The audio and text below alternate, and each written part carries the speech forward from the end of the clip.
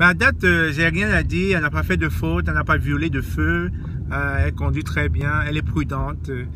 Je pense qu'elle aura, hein. Je suis confiant aussi, elle aura. Elle fait bien sa conduite.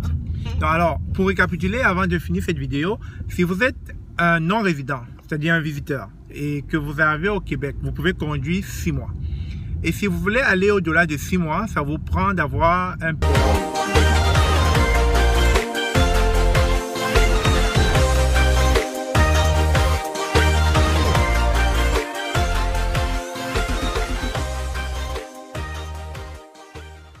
Bonjour, bonsoir, bienvenue sur la chaîne de l'immigration et de l'entrepreneuriat. Aujourd'hui, nous allons parler de l'auto-école. Nous allons parler de la conduite au Québec. Actuellement, je suis avec un conducteur apprenti et elle va nous donner pas mal d'informations sur comment obtenir son permis au Québec.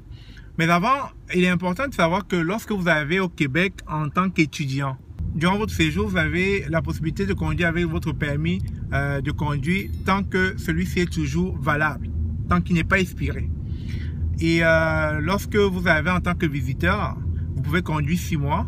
Et si jamais vous avez un permis de conduire international, vous pouvez aller au-delà de 6 mois. Donc, lorsque vous arrivez comme résident permanent, vous pouvez conduire avec votre permis de conduire de votre pays d'origine si celui-ci est valide au moins 2 ans. S'il est valide 2 ans, vous pouvez conduire 6 mois au Québec sans avoir un permis de conduire du Québec. Mais après 6 mois, il va falloir aller faire un examen théorique. Il va falloir faire une évaluation de compétences de votre permis de conduire pour pouvoir le convertir en permis de conduire du Québec. Donc, déjà, lorsque vous arrivez et que vous n'avez justement pas un permis qui a une validité de 2 ans, la SAC, la Société d'automobile d'assurance du Québec, vous demandera d'aller passer vos cours d'auto-école. Et je pense bien que notre apprentie conductrice qui est avec moi vous donnera plus d'informations sur la thématique. Alors, ça coûte combien lorsqu'on va prendre un examen? En fait, lorsqu'on va prendre des cours à l'auto-école, ça coûte combien? 1000 $, 35 centimes pour 1 an de théorie. Ok. 1 an de théorie et pratique. Ok. 1 an de théorie et pratique, c'est 1000 $. Vous voyez, si vous avez que votre permis de conduire de votre pays d'origine est expiré, prêtez déjà 1000 $ de votre poche qu'il va falloir payer. Sinon, lorsqu'on prend les cours, on peut aller à gauche. Je vous dis pourquoi je suis à ses côtés, pourquoi je dois être là pour qu'elle puisse conduire. Je vous dirai à la fin de la vidéo, restez connectés. Donc, lorsqu'on a pris les cours, tu peux prendre à gauche. Voilà. Lorsqu'on a pris les cours, ce qui se passe, c'est que après 10 mois, parce que les cours c'est 12 mois, il faut le préciser. Après 10 mois, vous pouvez aller à la SAC demander votre permis d'apprenti. Le permis d'apprenti conducteur, c'est ça. Après 10 mois. Après 10 mois,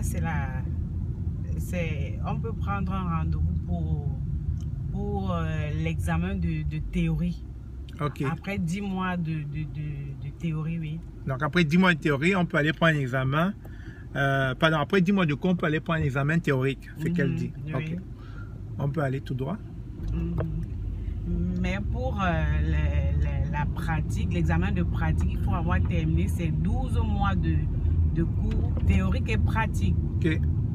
Et on vous délivre, l'école vous délivre un papier qui certifie que vous avez terminé votre cours théorique et pratique. C'est là où vous avez le droit de pouvoir prendre un examen de pratique à la SAC. Tout droit. On va tourner. Tout droit, tout droit. Okay. Voilà. Donc, c'est ça quand vous constatez justement. Après, vous pouvez aller prendre un examen théorique à la SAC. Et une fois que vous l'avez réussi, il vous délivre votre permis de conduire. Un permis probatoire. Okay. Qui est valide de 2 ans.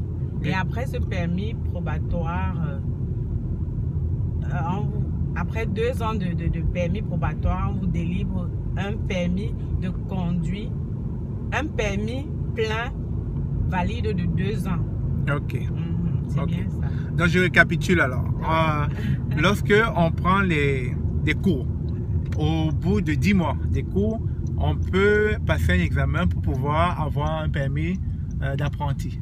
Oui. Voilà. Et justement, avec le permis d'apprenti, vous pouvez déjà être sur la route comme elle. Elle est encore apprentie, elle est sur la route. C'est l'une des raisons pour laquelle je suis à ses côtés. Parce qu'elle ne peut pas conduire tant qu'elle n'a pas quelqu'un qui a un permis valide. C'est-à-dire qui a Un permis plein. un permis plein. C'est comme ça qu'on l'appelle ici. Donc, vu que j'ai quand même un permis plein, un permis qui a quand même pas mal d'années d'expérience, je peux être à ses côtés pour l'accompagner dans sa conduite. Autrement, elle n'a pas le droit de prendre le véhicule. Sinon, la police, si elle se fait choper, elle va avoir une sévère amende. Donc, après le permis apprenti, lorsqu'elle aura déjà assez pratiqué comme elle est en train de le faire maintenant, elle va devoir préparer son permis probatoire. Faire un examen pratique. Voilà. Donc, pour pouvoir avoir son permis probatoire, il va falloir faire un examen pratique. Et donc, une fois que cet examen pratique a été réussi, elle aura un permis probatoire qui est valide de 2 ans. Et pendant les 2 années du permis probatoire, elle peut conduire tout seul. Elle n'aura plus besoin de m'avoir à ses côtés. Voilà. Et au bout de 2 années, lorsqu'elle aura conduit, si elle n'a jamais eu de problème sur la route, de problème de circulation, etc., aucune amende, etc., elle pourra rentrer à la SAC pour pouvoir maintenant avoir un permis plein, c'est-à-dire un permis qui n'est plus probatoire, qui n'est plus apprenti, un permis qui pourra lui permettre de conduire à tout temps, de porter tout le monde sans restriction. Parce que je dois rappeler qu'avec un permis probatoire, vous avez droit à 3 personnes dans la voiture. 3 personnes. Vous ne pouvez pas aller au-delà de 3 personnes. Donc, voilà un peu les différentes contraintes. Mais sinon, le permis qu'on obtient ici, c'est le permis de classe 5. Voilà, on a plusieurs types de permis. Donc, en gros, voilà un peu comment se passent les différentes informations à savoir sur la conduite au Québec. Est-ce que tu as autre chose à rajouter de ton expérience en tant que conductrice apprentie? Non, j'ai rien à ajouter. Est-ce que la conduite est facile pour toi? Non, elle a apparence facile, mais elle n'est pas du tout facile. Ouais. Elle a juste l'apparence, mais il faut beaucoup de technique. Ok. Est-ce que tu trouves que c'est difficile de conduire au Québec? Non, c'est pas difficile, c'est plutôt très pratique. Ok. Ok. Donc, tu nous rassures que tu auras ton permis probatoire bientôt? Ouh, je l'aurai. Elle est confiante. Je l'aurai parce que bon, il faut le reconnaître qu'on est dans un pays, où les feux, on n'a pas de problème de roue, des feux, tout est bien conçu. Tout à fait. Voilà, du coup, c'est facile d'obtenir ce que l'on veut. C'est juste les nombres d'années les années d'obtention qui est un peu long, c'est tout. Tout à fait. Mais moi, je vois que c'est vraiment une bonne chose parce que ça te permet de bien connaître. Tout à fait. De bien connaître les rouages de la route. Ça se voit, hein? Ça se voit que tout est bien fait, tout est bien construit. On peut constater en même temps. Donc c'est un peu la chance que nous avons, nous qui sommes là. Super, super. Ben à date, j'ai rien à dire. Elle n'a pas fait de faute, elle n'a pas violé de feu. Elle conduit très bien, elle est prudente. Je pense qu'elle aura, hein? Je suis confiant aussi, elle aura.